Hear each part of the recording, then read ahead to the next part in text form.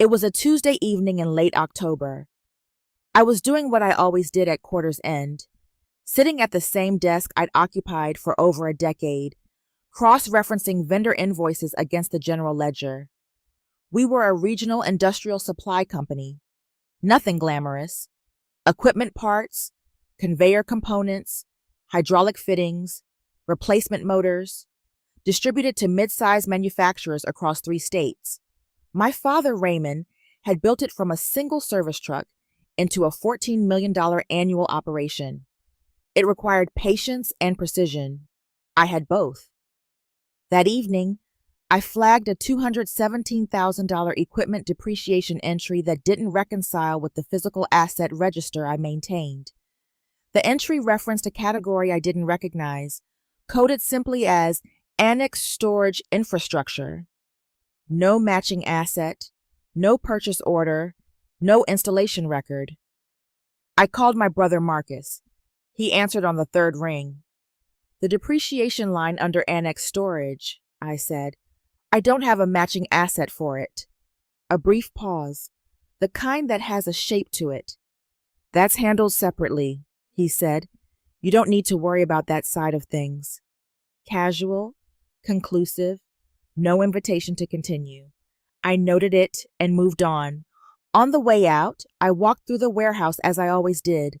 Near the back corner, I noticed a door. Heavy gauge steel, painted industrial gray, padlocked from the outside, partially ajar, maybe 2 inches. I'd probably walked past it 100 times. I didn't approach it. I just filed it in the same mental folder as the depreciation anomaly and went home. My father started the business in 1987. By the time I understood what it was, it had become the axis around which our entire family rotated.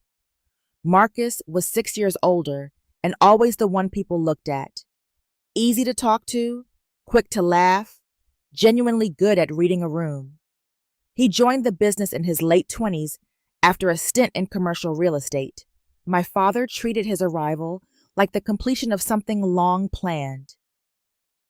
I came in 3 years later because someone needed to fix the bookkeeping. The accounts receivable were a mess. 2 suppliers had walked over unpaid disputes.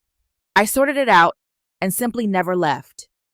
Over 12 years, I absorbed purchasing, logistics, payroll, and all 3 supplier contracts, not because I was asked, but because I was reliable and no one else was paying attention.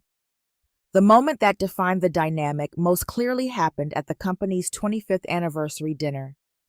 My father introduced me to Gerald, our hydraulic line supplier, a relationship I had personally renegotiated, saving us $34,000 annually. My father said with genuine warmth, "This is Daniel. He keeps the lights on." Gerald smiled and spent the next 20 minutes talking to Marcus about expansion markets. I shook Gerald's hand, said it was good to finally meet in person, and moved on. It wasn't cruelty, it was structure. That distinction took me years to fully appreciate. From the outside, the picture was simple. Marcus ran the company. He had the title, Chief Operating Officer, formalized in 2016. He had the salary, $118,000 a year, company vehicle, full benefits. He had the LinkedIn profile with client endorsements and a regional small business leadership award still hanging in the lobby. When the Chamber of Commerce ran a feature on local suppliers, they photographed Marcus. When anyone at a community event asked about the business, every family member within earshot said the same thing. "Talk to Marcus. He's running things." I was paid as an independent contractor, inconsistently. Sometimes $4,200 a month, sometimes $3,600. Once, nothing for 5 months because cash flow was tight, and I was family and it would all be handled in the estate. I accepted that. I'm not proud of it. I say it because it's true.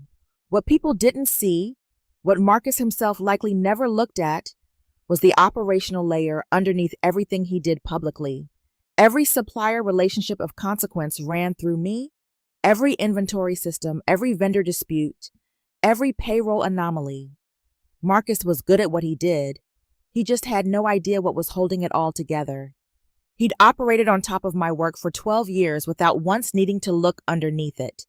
That assumption would matter later.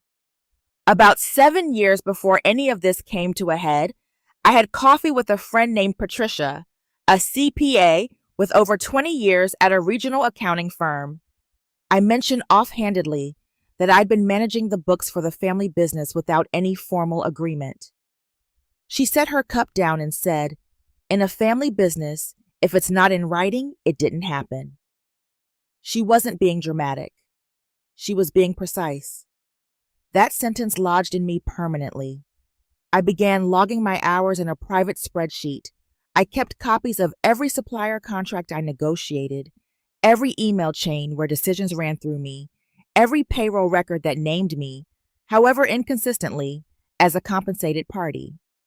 2 years in, while searching for an old LLC filing, I found something I hadn't known existed. The original 1989 organization documents listed 2 co-organizers, my father's name first, mine second, added in a 1998 amendment when my father's attorney needed a second signatory to refinance a line of credit. The amendment had never been revised. I took those documents to a business attorney. His assessment, delivered without drama, my name on that amended filing gave me standing as an original LLC member, not a massive claim, but a real one. I filed the consultation notes in a fireproof document box in my home office and told no one.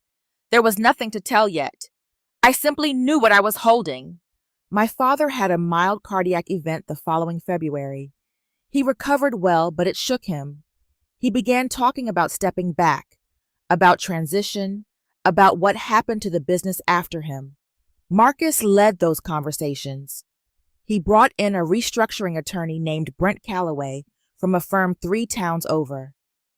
I was notified of the family meeting by a text from Marcus sent the evening before. The meeting had been on the calendar for 2 weeks. I was the last to know. Calloway moved through the new operating agreement efficiently.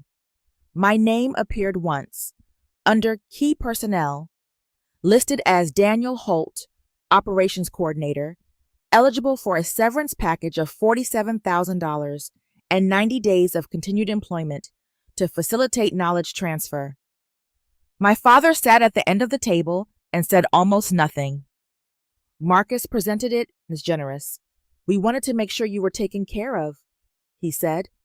I looked at the document. I thought about 12 years of payroll submissions and supplier negotiations. I thought about Patricia's voice. If it's not in writing, it didn't happen. I closed the document and set it flat on the table. "I'll need a few days to review this with my own counsel," I said. Marcus looked up, briefly, then recovered. He'd always been good at that. That evening, I opened the fireproof box for the first time in 2 years. The 1998 LLC amendment naming me co-organizer, the 2003 warehouse property deed, jointly titled, added by my father's estate attorney and apparently forgotten by everyone but me. 11 years of supplier contracts listing me as authorized representative of Holt Industrial Supply, LLC, payroll records, inconsistent but real, internal emails where operational decisions had been explicitly routed through me by name. The picture was not ambiguous. I called the same attorney the next morning. He listened without interrupting. When I finished, "If your name is on that LLC amendment and it was never superseded by a subsequent agreement, what Calloway presented is incomplete at best and unenforceable at worst." He also flagged something I hadn't fully considered. The warehouse, jointly titled, couldn't be transferred or included in any restructuring transaction without my signature. I sent Calloway one email that evening, copied to no one. "I have retained independent counsel and will be in touch regarding the proposed agreement." Sent at 8:47 p.m. Then I went to bed. My attorney, Robert Finch, sent the formal response 12 days later, 4 pages.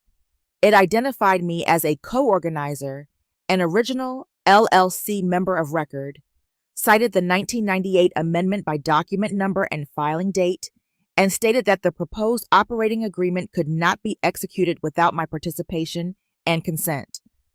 Page 2 addressed the warehouse deed. Any transfer, sale, restructuring, acquisition required my signature as co-holder of record. That line landed hard. It turned out Marcus had been in quiet discussions with an Ohio logistics company looking to acquire. The deal was contingent on the warehouse. Without my signature, it couldn't close. I hadn't known about the acquisition until Finch found a reference in Callaway's own correspondence. I didn't engineer the complication. The business's own undisclosed plans had created it. Mediation was proposed within a week.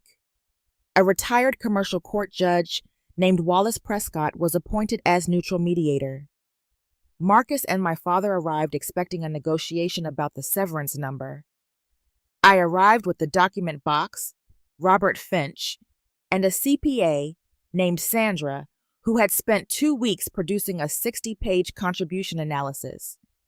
Prescott reviewed the LLC amendment first. When he finished, he set it down and said, "Mr. Holt is a named co-organizer under the 1998 amendment. The proposed operating agreement is incomplete as filed." Sandra presented her analysis. Based on market compensation rates for the operational functions I had performed over 12 years, the underpaid labor differential fell between $1.3 million and $1.7 million. She presented it as context, not a demand. Prescott noted it for the record without comment. The property deed was confirmed. The acquisition could not close. Callaway requested a recess. In the hallway, Marcus walked toward me. He looked tired in a way I hadn't seen before. "Why didn't you just say something?" he asked. I looked at him for a moment. "I did," I said. "Every quarter. For 12 years. You just didn't need to hear it until now." He didn't respond. We went back inside. That afternoon, Prescott raised the basement room. He had the property's original survey, provided by the acquisition buyer's due diligence team, and asked if I had ever accessed the climate-controlled vault listed in the lower-level floor plan. I told him no. I'd always understood it to be HVAC utility space. Prescott noted the buyer's team had flagged it as a potential repository for physical business records that could affect the property's complete asset valuation. Its contents, whatever they were now formally on record. The room hadn't been opened yet, but it existed on paper, and paper was the only place anything in the story had ever truly lived. The buyer's counsel sent a formal hold notice within 48 hours. Clouded title. Acquisition paused. Callaway withdrew 10 days later. Conflict of interest. He'd been retained without disclosure of a co-organizer of record. The vault was opened on a Thursday morning in April. Both attorneys, a notary, my father, Marcus, and me. Nobody said much. 3 archive boxes, original partnership correspondence from the founding years, early supplier agreements in paper form, handwritten memos from the company's first decade, and at the bottom of the second box, a manila envelope in my father's handwriting, a letter of intent dated March 2001. It described his intentions regarding ownership distribution among his children at the time of any future restructuring or sale. It listed my name alongside Marcus's with equal allocation. No legal standing on its own. Never formalized. Just placed in a vault and left. My father looked at it for a long time. Then he said, "I always meant to handle that properly." 6 words. No excuse. No elaboration. The most honest thing I'd ever heard him say about any of it. The formal resolution followed. Documented equity position. Retroactive compensation adjustment. A formal title as co-founder of record. The acquisition proceeded, restructured, with my signature on the closing documents. At the final resolution session, Prescott asked whether I wanted to remain active in the business or take a clean exit. I handed him a one-page written statement. It said I would sign the acquisition documents in exchange for my equitable share. I would not enter any future co-management arrangement with Marcus, not as punishment, but because 12 years of evidence showed it didn't function equitably. I wanted a clean financial settlement. I required no acknowledgement of past conduct and offered none. My father found me in the hallway afterward. "Are you doing this out of anger, Daniel?" he asked. I thought about it for a moment, not because I didn't know the answer, but because I wanted to give him an honest one. "No," I said. "I'm doing this out of clarity." He nodded slowly and didn't push further. That evening, I sent one message to the family group thread, 11 words. "The legal matter has been resolved. I consider it closed." No explanation, no invitation to respond. I put the phone down and made dinner. 18 months later, the acquisition closed. The figure I received made the original $47,000 offer feel like it came from a different conversation entirely, which, in every meaningful sense, it did. Marcus started a smaller venture a few months after closing. He was working harder than he'd ever worked when the invisible infrastructure was absorbing the friction beneath him. My father retired. He called twice that first year, not to revisit anything formally, but to have lunch. I went both times. The conversations were careful and real. No pretending, no reopening of things already closed. Cheryl, the office manager who'd witnessed the original meeting, came to work for me 6 months after closing. She mentioned once that she'd known something wasn't right for years. I thanked her and we moved on. I drove past the building at 4412 Crane Mill Road about 3 months after closing. The signage had already changed. I felt nothing in particular, which, I think, is its own kind of answer. My consulting practice, built on credentials I earned quietly over 3 years while running someone else's invisible infrastructure, operates on referral only. 11 clients, no LinkedIn profile. I know exactly what's in my files. Every family business has a room like that one. Sometimes it holds the records they preferred not to examine. Sometimes it holds the promises that never made it into formal language. Sometimes it holds nothing at all, just the accumulated shape of every conversation that seemed easier to defer than have. The door at 4412 Crane Mill Road wasn't locked to keep me out. It was locked because opening it required someone to account for what was inside.